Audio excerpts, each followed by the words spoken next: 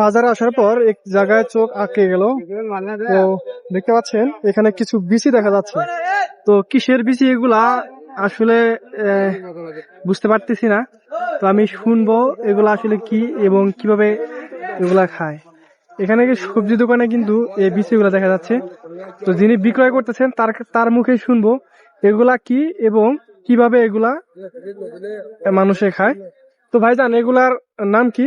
এগুলো হাঁসের বিচি আছে না? কাইসা হাঁসের বিচি মানে আমাদের কাছে সিমের বিচি একটা নাম আছে। সিম, ওই যে সিম, ওই যে আপনার ওইখানে সিমও আছে। সিমের বিচি হ্যাঁ, এটা কাঁচা করে খাওয়াই, এবার তরকারির সাথে মিশিয়ে খাই। এগুলো আমরা বিক্রি করি 160 টাকা করে। 60 টাকা কেজি। আগে কিছুদিন 60 আগে বিক্রি করছি কেজি 200 টাকা করে। এখন বিক্রি করছি। এগুলা কি ভাইজা খায় নাকি তরকারিতে খায়? তরকারির সাথে খাই। মানে আমরা কেউ যদি চায় যে সিদ্ধ করে ভাইজা খাবে এতেও পারে, খাইতে পারবে। এতেও মজা। এমনি এমনি তো স্বাদ আছে না? সিদ্ধ করে সোনামুড়ি খাই না আমরা।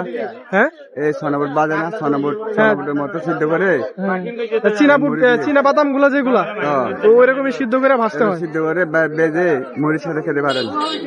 তাহলে এগুলার দাম বলতেছেন 150 টাকা। 150 টাকা। আচ্ছা আচ্ছা। তো এগুলা মানুষের নেয়? দাম বাড়তি, প্রতিনিয়ত বিক্রয় হয় না? আমি দেখছিলাম না, তো আজকে প্রথম দেখলাম। এত বড় বড় বিচি দেখি নাই, যার কারণে আপনাকে জিজ্ঞেস। আসলে এক একটা দেখেন এক এক রঙের, দেখে কিন্তু চোখ আটকে গেছে। এটা গাছ থেকে আমরা সিম তুলে এনে যেটা বাড়তি, যেটা পাকে গেছে ওইগুলা আর কি। ফাঁকনা বেশি। আচ্ছা ঠিক আছে, ধন্যবাদ।